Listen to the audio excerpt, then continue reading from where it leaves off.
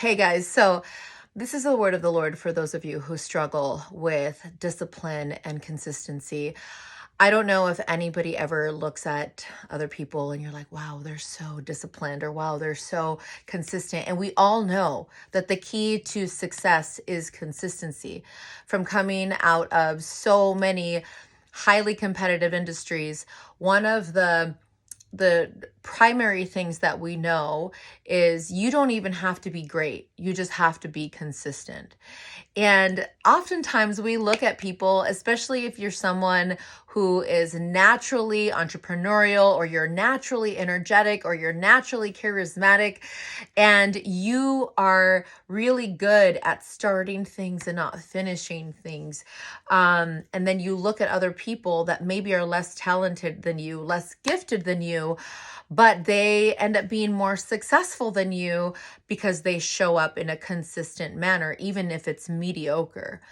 Well, one of the tricks about discipline and consistency, if you're someone who has ever struggled with discipline and consistency, and this is a revelation from God personally that He had to really help me, because I've naturally succeeded at a lot of different pursuits in my life. I've just naturally, found favor and just grace for the things that I've tried to do, my endeavors that I've pursued, and I've found success in those things. And I definitely have much more of an energetic, passionate, driving type of personality.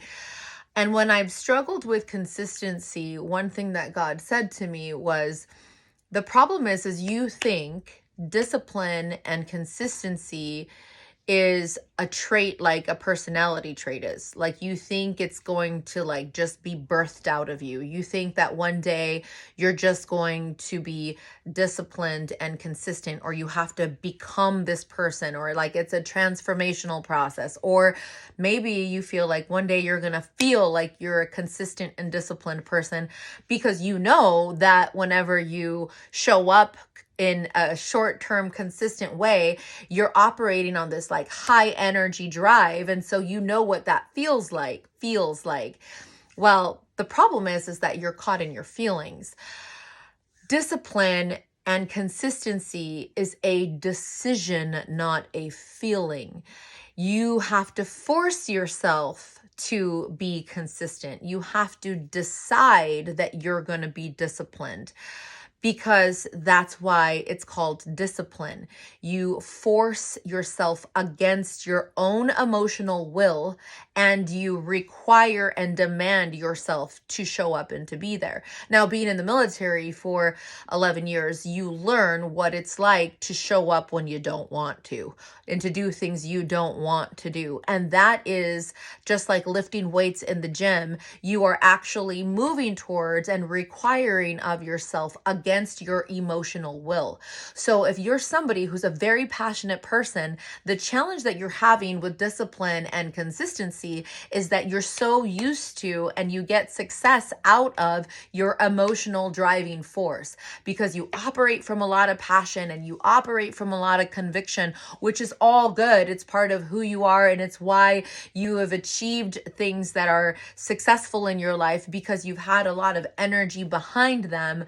And it's also why you fail at consistency, because you're relying on those emotions to be able to sustain yourself in a long-term way, which is just not the way discipline and consistency works. The nature of discipline is that you override your emotional state, and you require a deeper, you call unto yourself that resistant energy, or and you subdue that part of you, so that way you can be stronger in discipline, and you can override your emotions when you have to call on that inner strength.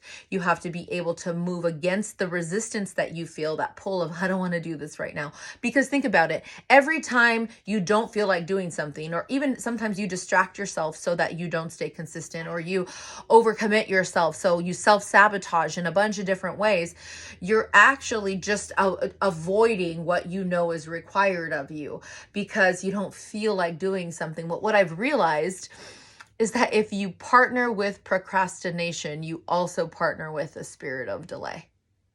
So if you're struggling with the spirit of delay in your success, in the areas that God is calling you to accomplish, it's probably because you've entertained the spirit of procrastination in yourself as well. So once you kill that, once you kill procrastination, once you override your emotional state. You subdue that emotional side of you that is not wanting to show up in a consistent way. You're going to build the inner man, the inner strength to override that and show up consistently. So stop waiting for those emotions to drive you. If you're someone who's passionate and consistent, you have to be able to understand and compartmentalize when your emotions and when your passion serves you and when it's actually destroying you. All right, friends, be blessed. Take care.